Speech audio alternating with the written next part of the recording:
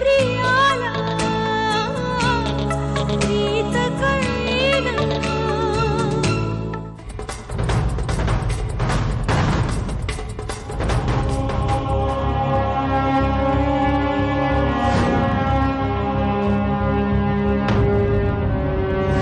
तुझं काम अजून सोपं केलं मी जय.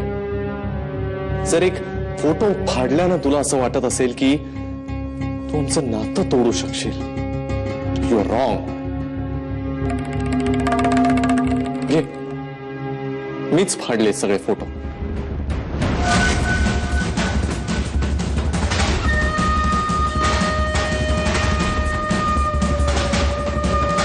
आमची मनं जुळली.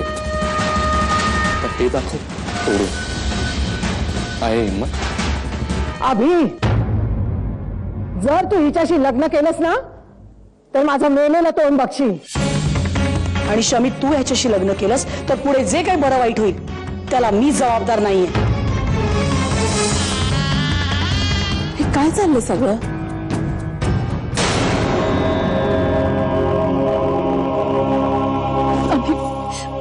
मला नाही राहायचं या लोकांमध्ये. चल, आपण आत्ताच्या आत्ता इथून निघून जाऊ आणि लग्न करू. चल. थांब शमिका, आपल्या घरच्या माणसांपासून पळून जाऊन आपण कसे सुखी राहणार आहोत? नाही, आपण प्रेम केलंय. Enough Shamika, enough. मामा, मामा. हे सगळं किती दिवसांपासून चाललंय? गेले 2 आठवडे. Just 2 weeks?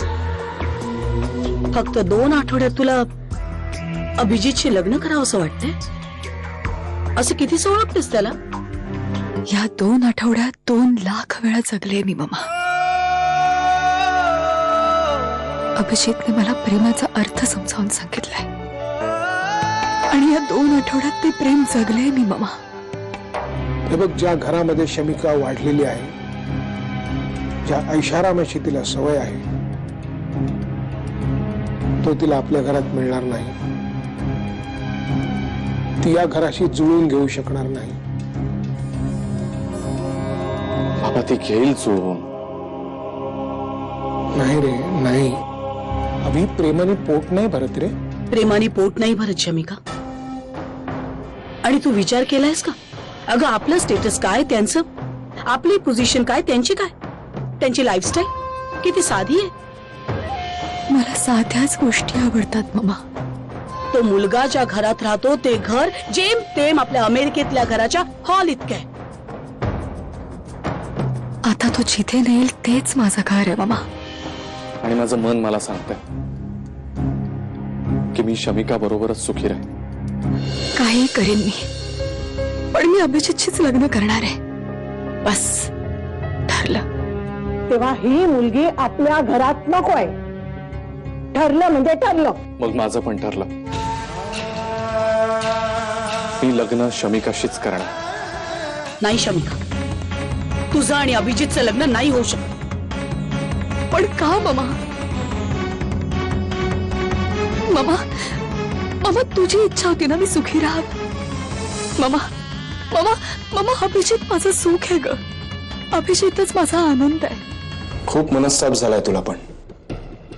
सँडी आंटीच्या धमक्यांचा, टेन्शन घ्यायची. कळू दे, कळू दे, सँडी आंटीला पण कळू दे.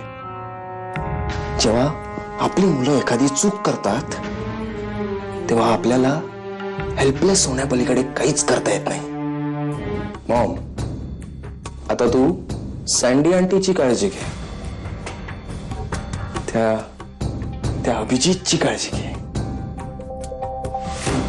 कारण आता आपलं काम पूर्ण झालंय.